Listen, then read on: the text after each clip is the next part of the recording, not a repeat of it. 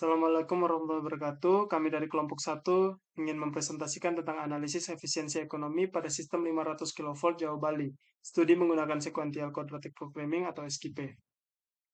Kelompok kami beranggotakan Ahmad Hafidudin dengan NIM 07, Rusdiawan Tredi Akmal dengan NIM 53, Rian Rahmada F dengan NIM 79, dan saya sendiri dengan NIM 90. Latar belakang, seperti yang kita tahu, listrik merupakan kebutuhan yang sangat penting untuk kita. Jadi, kita harus mengefisiensikan biaya pembangkitan listriknya. Pada penelitian kali ini, SQP dipilih karena kemampuannya dalam menangani optimasi nonlinear dengan berbagai batasan teknis, seperti kapasitas pembangkit dan keseimbangan beban. Adapun tujuan pada penelitian kali ini yaitu, pertama, menganalisis efisiensi ekonomi sistem kelistrikan 500 kV Jawa Bali dengan pendekatan SQP. Yang kedua, menghitung biaya pembangkitan optimal menggunakan metode SQP. Yang ketiga, memberikan wawasan tentang implementasi metode ini dalam skala yang lebih luas pada sistem kelistrikan nasional. Oke, selanjutnya di sini ada penjelasan mengenai economic dispatch. Dalam pengoperasian sistem tenaga listrik itu dipengaruhi oleh pembagian pembebanan dalam unit-unit pembangkit, sehingga diperlukan analisis dalam economic dispatch.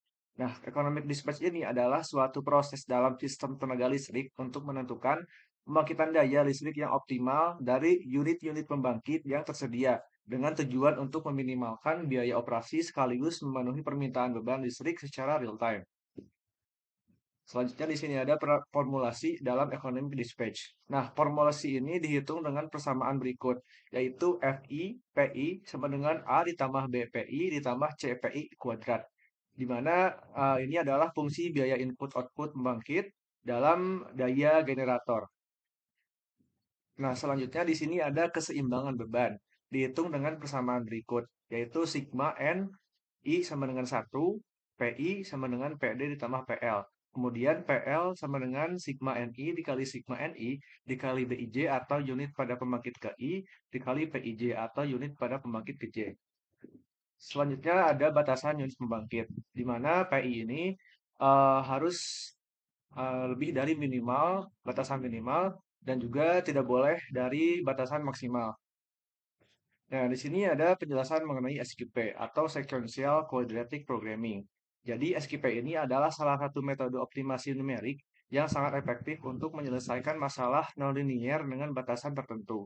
SQP ini merupakan suatu pendekatan penyelesaian masalah optimasi linear yang kendalanya berupa fungsi linear dan fungsi tujuannya itu adalah kuadrat variabel keputusan atau perkalian kedua variabel keputusan.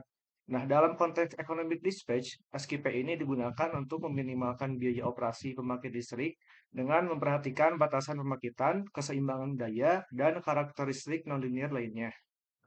Oke, baik. Selanjutnya yaitu perancangan sistem, di mana di sini terdapat flowchart. Simpelnya yaitu yang pertama membaca dan memasukkan data pembangkit. Nah, memasukkan data pembangkit itu data-datanya itu kayak nama generator, kemudian koefisien, ya fungsi biaya kayak A, kemudian daya minimal dan daya maksimal, ya kemudian kebutuhan daya per waktunya.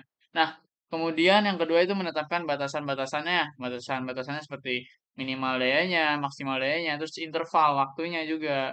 Kemudian ada inisialisasi parameter atau initial guess atau tebakan awal lah gitu.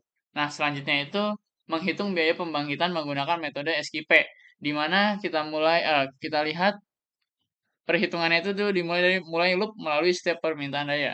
Jadi itu dimulai optimalisasinya dari interval jam X sampai jam Y. Nah, nanti apakah optimalisasi itu berhasil? Nah, kalau misalkan tidak, itu dia bakalan ngeloop lagi sampai dia berhasil.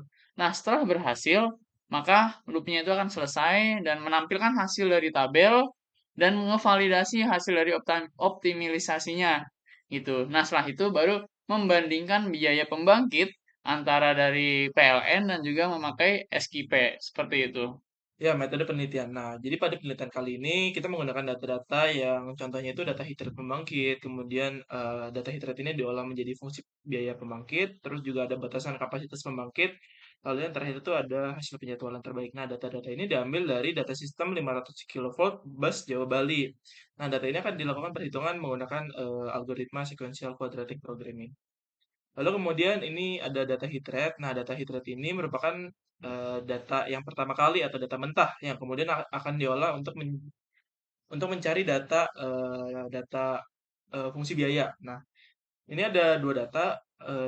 Yang di atas itu ada unit ada unit generator, ada 6 kita memakainya. Nah, misal contoh Suralaya. Suralaya itu menghasilkan 1703 megawatt.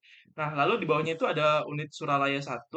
Nah, ketika menghasilkan 1703, maka tingkat panas yang dihasilkan adalah 19.287 BTU per kWh. Nah, seperti itu. Nah, data ini akan diolah menggunakan fungsi polinomial yang nantinya akan menghasilkan fungsi biaya pembangkit. Nah, di sini kita sudah mengetahui nih fungsi biaya pembangkitnya. Di mana Suralaya itu A-nya itu 208, B-nya itu 25,9045, dan C, P kuadratnya itu min 0,0011.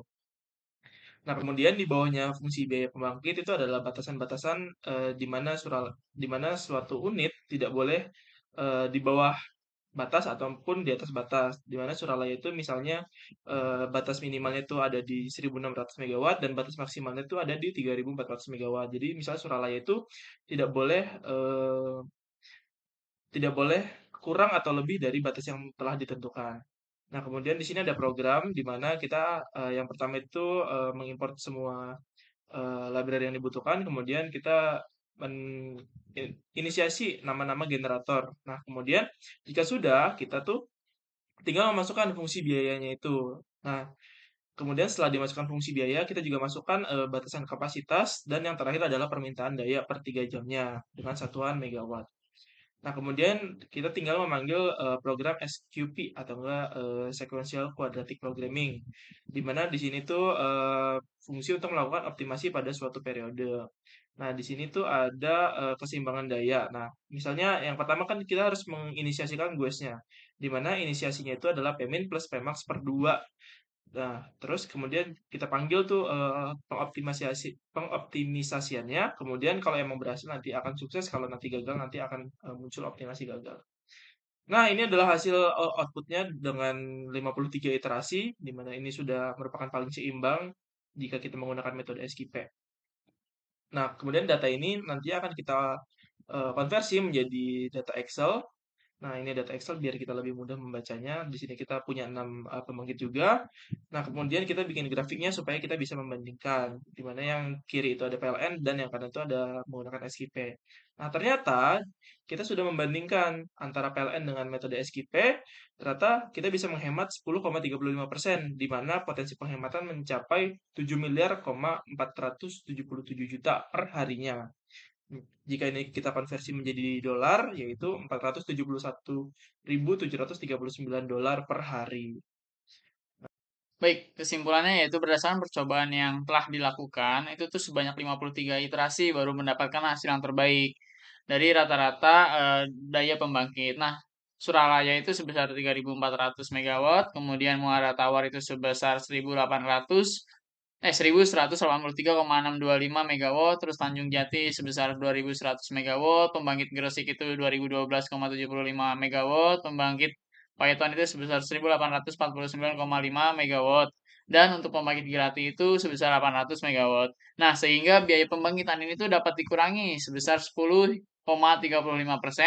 jika dibandingkan dengan data pengeluaran PLN. Nah, penghematan ini tuh berpotensi sampai 471.739,56 dolar atau sekitar 7,477 miliar rupiah. Nah, maka dapat disimpulkan bahwasannya metode SQP ini terbukti efektif untuk mengurangi biaya pembangkitan dan meningkatkan efisiensi operasional kelistrikan. Mungkin itu saja dari kami kelompok 1. Kami akhiri dengan Assalamualaikum warahmatullahi wabarakatuh.